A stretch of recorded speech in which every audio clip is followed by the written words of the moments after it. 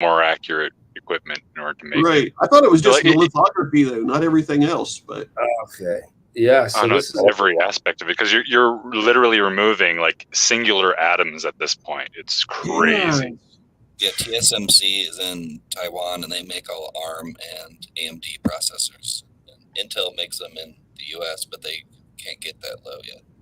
We're at the point where we can't make them much smaller on a 2D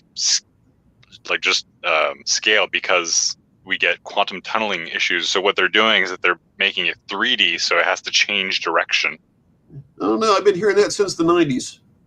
Well, it's super hard to make, and it's already a silicon lottery. Like when they make their since the 90s, that the tunneling's a problem since then, but they still keep making it smaller. Well, the government military usually uses old processors because when they're thicker. It sounds dumb, but they don't. No, that's what I thought. That's what kills me about how they say they can't get to the moon. It's like Well, like the processors that we're using, processors. Unless you're paying out the nose, you're getting the defective ones. Because it's only as precise as we can manage, right? So, this section of the chip doesn't work, so we're just going to cut that section off and just call it another number and sell it for cheaper. And it's like that for graphics cards and CPUs. I would think it's like, a Pentium 4 would be plenty fast enough for, hell, they did it on what's a calculator now, so... Well, for that matter, we can send a cell phone.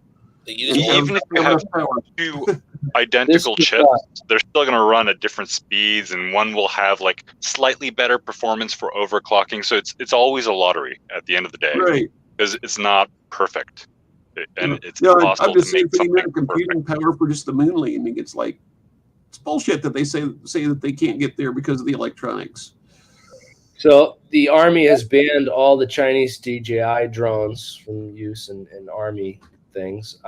And also hike vision cameras are banned from all government, military, and other federal facilities, security facilities, because on the hike vision cameras, there was this advanced settings of platform access, and way very deep in the settings and the configuration settings for all their cameras.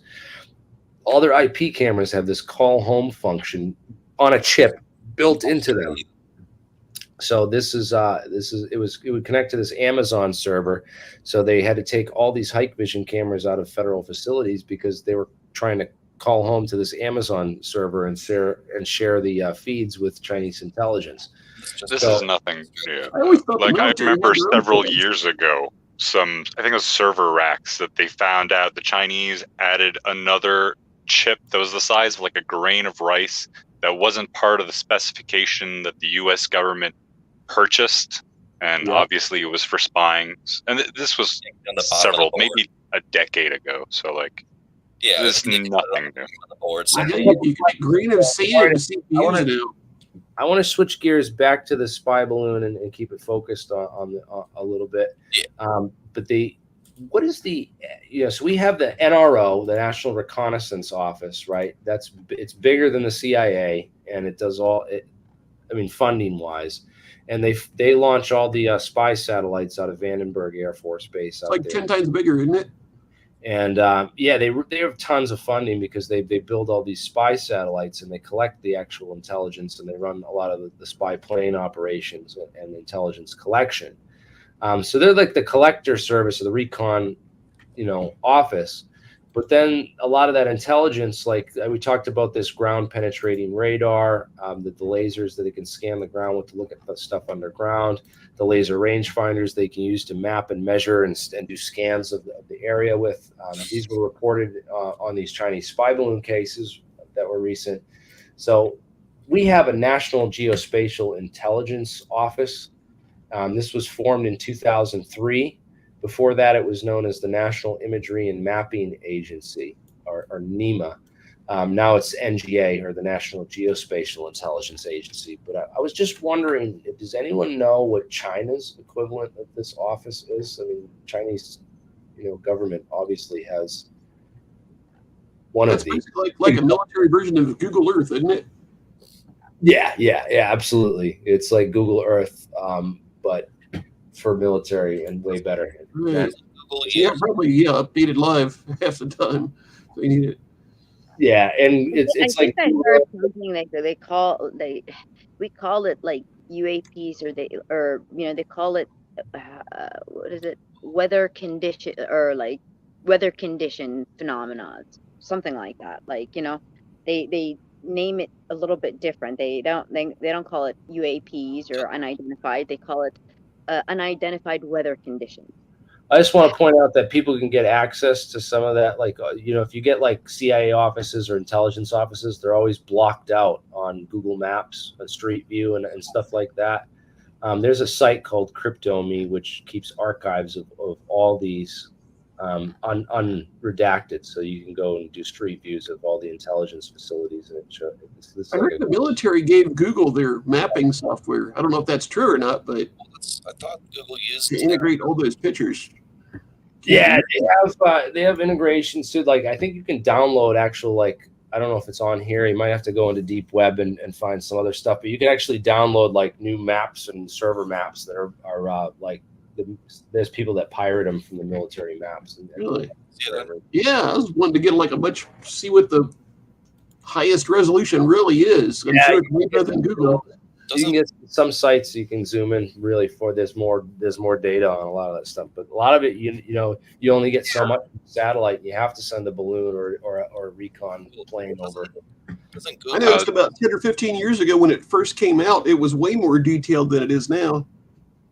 This is actually for just my house. This is actually one of the rare occasions where I'm going to praise people at Google, because several years ago, back when they were working on computer vision, they had a major protest within the company because they didn't want to create, drones that would go around killing people.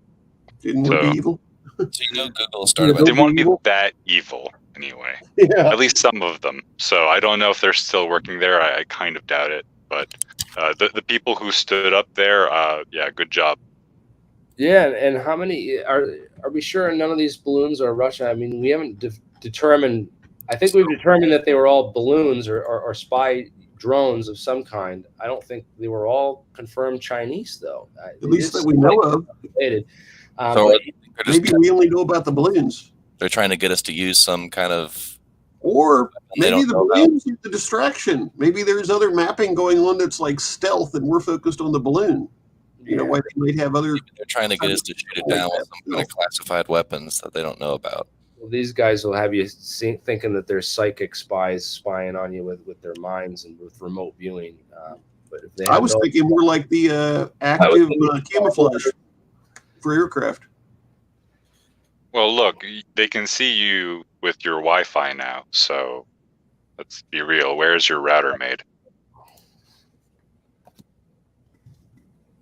Yeah, that's what they don't know. This is most colors come from. I think they wanted us to use Wi-Fi or laser beams or something to shoot it down, something they don't know about, to figure out what we might use. But we just waited and shot it down with a missile instead because we're. When they said they were jamming the communications, that's what I was thinking about. So they were probably using a laser beam to communicate with some other satellites we don't know about and send the information back. Yeah, it could be. While we think they're using a radio signal, here they are, satellite to satellite laser communication. That's already a known thing. So I think they're waiting for us to harp it or freaking use lasers or anything Jeremy's been talking about. Oh man, can you turn your volume? It's you can barely hear you.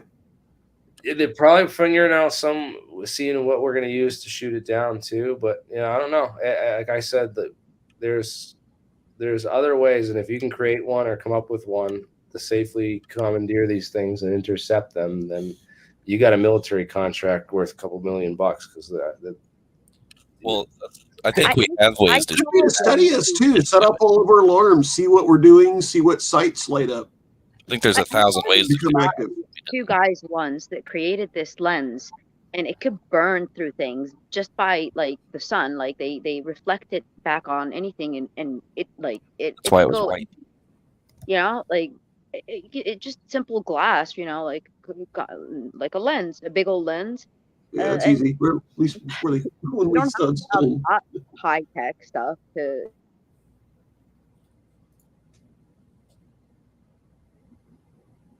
Did we lose you?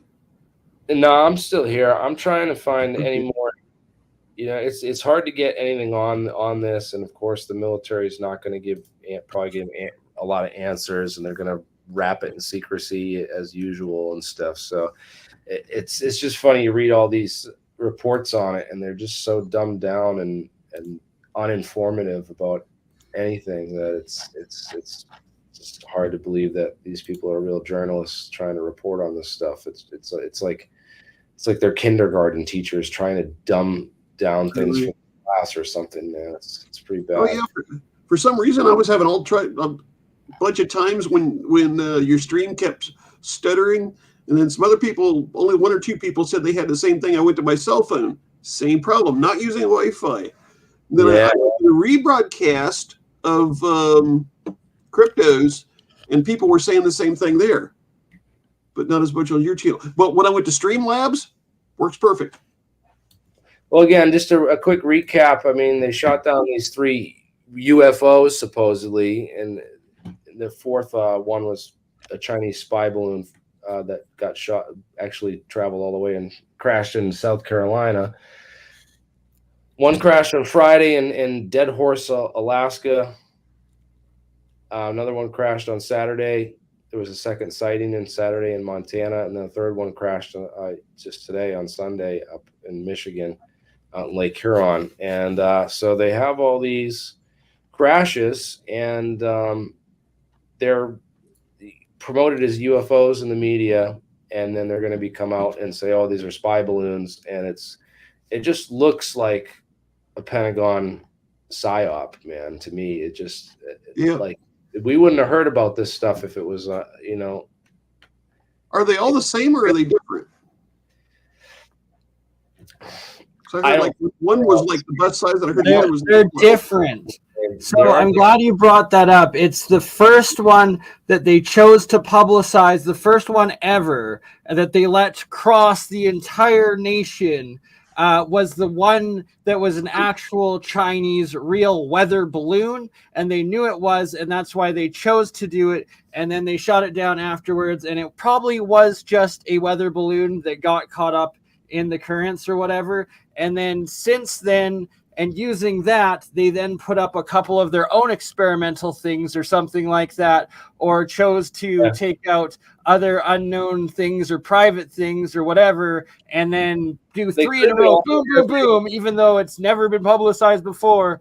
And that they claim that Trump had a couple happen during his term, even though everyone in the establishment and in the military said, no, it had never happened under Trump's tenure. That is why part of this psyop is that they came in and put 2 more up on their own that they shot down that definitely have nothing to do with China or being weather balloons.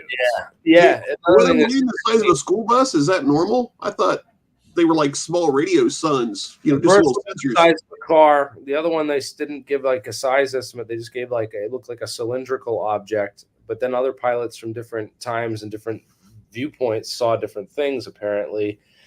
So one of them could have been, I was thinking, and also they reported radar jamming and other possible effects, which that reminds me of like the Project Nemesis stuff, right? Where they're able to. I've got a question. If they reported or experienced radar jamming, how the heck did a missile actually hit it and target it and take it down? That's pretty ridiculous. And why didn't they just use the guns that were on it? Just use an infrared seeker. The radar wouldn't matter. The one they used had an infrared on it, I believe. Can I get a word in here? I think so. Again, there's no heat in a balloon. I think they flew a balloon over trying to get us to use some sort of classified tech to shoot it down, and maybe used radar jamming to stop us from using a missile, but we just waited, used a missile anyway. So now they're sending other craft that trying to get us to use, again, experimental tech to shoot it down to figure out what we might have. Also, just the amount of time it takes, for the planes to launch and get there and shoot it down and get back, knowing how long that is. Readiness, you mean? But I also want to point stuff like that is valuable. Makes sense. One of these sightings sounds like a actual tech program called Nemesis, or netted emulation of multi-element signatures.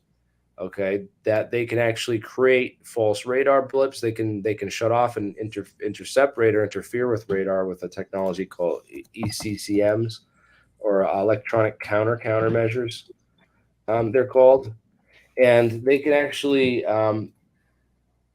If you read this article by T.D. Barnes, who's a former Area 51 employee, he talks about these programs, and he thinks that all these UFO sightings, including Nimitz, including all this stuff, is this technology. I interviewed him on this channel and asked him about it, and I asked him very detailed and specific questions about these UFO sightings. And this is one of the top, Area 51 tech guys, and he's saying that it's all spoofing, it's all fakery technology that they have, and they have these systems in place that if there's an airborne threat or an invasion, if anyone coming over, that they can fool this kind of stuff with some of this advanced technology. Which is surprising that these things are able to get through and taken out. They have these sophisticated, programs that can shine plasmas in the air and create imaginary fleets and mess up radar. Why can't they why are they letting these balloons all the way through all this protected airspace? And why aren't they deploying and using those technologies to, either mess up the either coordination or control system for these things to send them off course or confuse them about where they are?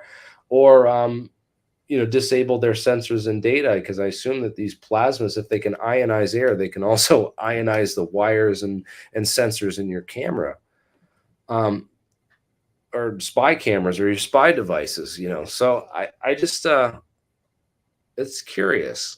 I have a lot of questions about this, but the other thing is too, I don't know about Bernie's idea that two of these or some of these could have been, our own PSYOP, our own released balloons. Or it could have been other unknown actual UAPs or some other threat. I think more likely our own, like you're saying, that theory. But a third theory, it could be they're engaging something else now to blame on the Chinese. So there's a couple of different options. I said if it was a real UFO and they shot it down, it would be over here somewhere and we would never hear about it. And these ones would be the PSYOPs to distract us. Well, the Chinese claim that it was an accident and just drifted here in the winds, right? Okay, well, one balloon. That first one was an actual weather balloon. It was absolutely huge, and it had all the arrays to be weather monitoring stuff. These two new ones, they're saying one looks like a Tic Tac, a little cylindrical thing, no attachments underneath, not a giant balloon, but like an oval shape. And that apparently the second one is also that, and that both of these are up in the Yukon and in Alaska in the middle of effing nowhere, that nobody will ever, other than the militaries, will be able to access them. And did they use that as an excuse both to engage them as well as to blame it all on the Chinese? I'm just saying it's strange credulity that three of them in a row all drifted in the wind at the same time. I'm saying only the first one did that. The second and the third were definitely placed by something and something completely other than weather balloons. How big do the weather balloons get? The balloon size really big when it goes that high up in the atmosphere. It expands really big, but not the balloon itself. The payload attachment. Usually not as large as the one they shot down, but that's as big as they get. Usually, I thought they were all just like little couple of foot canister sizes. Well, the one that they shot down genuinely looks like the type that they release in Alaska for a lot of the experiments and stuff. And sorry, not Alaska, Antarctica for a lot of the experiments, but also up in the north around the North Pole. And that originally the Chinese one, before it came into North America, was up in the poles, and then apparently it hit the stream jet that took it down through North America in a way that the stream jet usually doesn't push or flow things. And if that hadn't been there, it would have stayed in the north and the North Pole area or the Arctic area. Hey, Jeremy, can you move your clock? All we can ever see is the clock instead of your face. Oh, there we go. I'm down. There we go. Yeah, sorry about that. The trajectory this thing took, it's interesting because if one spy balloon I would understand, but when there's so many of them, coming down. They seem to be taking this path through the Yukon Territory in Canada, and then coming down this way. And it didn't get close to DC, but it flew across all these places and was shot down on February 5th. I'd like to get more information on the trajectory of these other targets, and we got the 3 other UFOs balloons that were shot down over the weekend, Friday, Saturday, and Sunday. I can't wait to see, did these come from the same area? Were they launched, from the same point? I'd just like to quickly point out that at least one of them, the one in Canada, was all the way in the Yukon, which shows that it went way further west and out off of the ocean coast, where apparently the first Chinese one that they said they tracked all the way from China, it didn't. Yeah, you see it there. It didn't cross the, I guess, continental divide of the Rocky Mountains there ever, where the second one that was in Canada, it never made that turn there and straight south. It continued, or was just in that 90th or 80th or 90 parallel, and all the way west or east into the Yukon in Canada, where it would have been staying in the Arctic. And apparently the one in Alaska also was more to the east and a lot further north. And chances are, if they were balloons, would never make it into the continental North America, as well as both of those have been reported without payloads, like the first one that had all the apparatuses on it. I'd like to see a map of the jet stream for when that flew, if it really was following the jet stream or not. Isn't China buying a whole bunch of property right in that area? In what area? In the Yukon for mining rights and stuff. Oh, I think I did hear. Yeah, something, I don't know, week or two about that, something like that. Ground penetrating radar mining. I don't know. Jeremy, you were talking about the X-ray thing to see what's underneath the ground. What if they're like trying to find ancient archaeological sites? It's probably not as much of their interest. I mean, like that they can. I mean, there's a lot of people trying to find that. I mean, that's archaeology. This is intelligence collection. It's I don't know. I just feel like if they're looking for ancient sites, they'd be in different areas and doing different things. And they can use GPR to look for, archaeologists use GPR a lot all the time. Like they say there might be buried alien technology, So. They could have the Chinese version of the Nazi Thule, or however you say that. They're scanning when they were looking for old artifacts. I don't know. I think it's much more likely they're looking for data on this NSA spy center that was in Montana, and all the silos and ICBMs. They just seem like more valuable targets and more promising targets than just, we're going to see if there's UFOs buried in the ground. Maybe. I don't know. I mean, they found one in Ukraine, and I believe the whole war was about this thing that they found. It wasn't what we thought it was, but I think it's just that the Ukrainians don't want to give it to Russia, and Russia wants it, and it causes this whole war between them over. We're making money off natural gas. Did you see where they released that we blew up the pipeline? Well, there's that one out there. I believe that one. Yeah, Seymour Hersh's article, very good. Yeah. When you see that, Seymour Hersh and the pipeline, I always just say, always suspect an inside job. If I was Europe, I'd be pissed. But yeah, that's pretty messed up, man.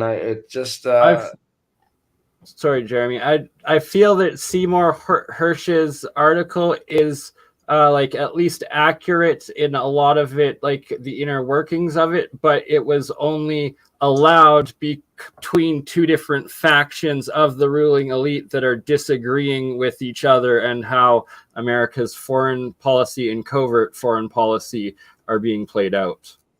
Well, the whole point of it is how the hell can we go over there and do something like that anyway?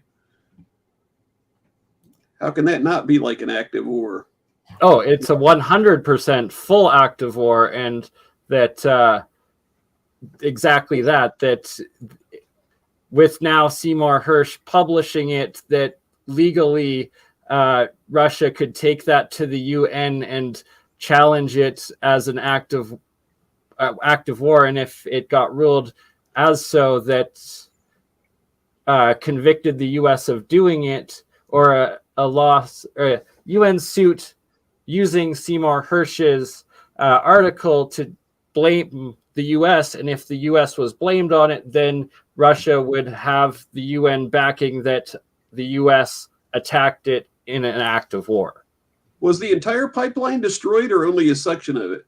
I mean, did the explosion all four pipelines, all four of the separate pipelines were damaged and destroyed in portions that there's no working pipe out of the four pipelines. We're talking about like years to repair it, right?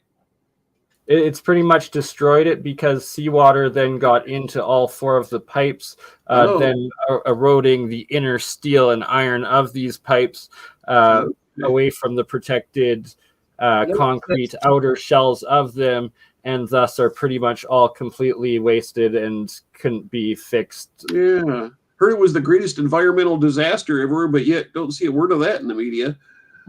This is interesting. So remember that FAA shutdown they had back in January? It was like... Hey, that's going to affect food supply too. Oh, I'm sorry, go ahead. It was, what was it, January 8th or 11th or something? They had this brief FAA systems outage disrupted. Yeah.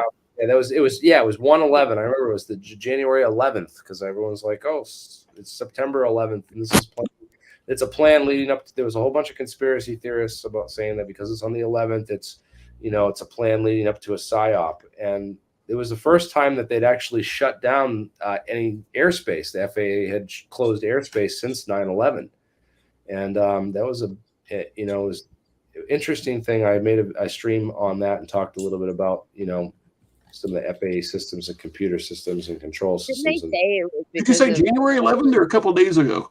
It was January 11th. All right. Okay. So this was solar wind. That's what I thought. Then it was an outage with the systems went down or something. They had a ground stop at LaGuardia, and they had massive delays, and it caused all kinds of issues that day. I remember, but and they had a lot of isn't that when they said something about the software or some kind of update like that wasn't a software thing, and a software glitch in the update in their software did something right. But I was just interesting, because that was the only time it's happened since 9/11, and that now we've had two FAA shutdowns with these UFO. They shut down the FAA in Michigan on Saturday night with that UFO was spotted, the sighting of one of these things, and then they shot down. I think they shut the airspace. Did they over Lake Huron? Yeah. So people talking about Lake Michigan, saying that they shut down the airspace in Lake Michigan today. People were tracking the air flights over Air Michigan just to see that what kind of planes were brought in. And I think someone was mentioning, one of these planes that was brought in looks like a helicopter that's set up for long range missions, and it's like a recon helicopter, and they were trying to find more information on it and where it came from, and because this is like the military's crash recovery teams and units being deployed on these things, and UFO researchers are jumping on that to be like, oh, where's the crash recovery teams and that, so lots of interesting stuff happened this weekend, man. This has been really exciting, and the numbers don't lie. 560 people watching, man. Thank you all for watching, and a lot of new viewers out there, a lot of new people tuning in. I'm the alien scientist. I have a degree in physics. I've been researching this stuff for 20 years, and I have a massive collection of, government studies, UFO data, and other hard evidence in the science realm. If you want to learn about UFO research and science research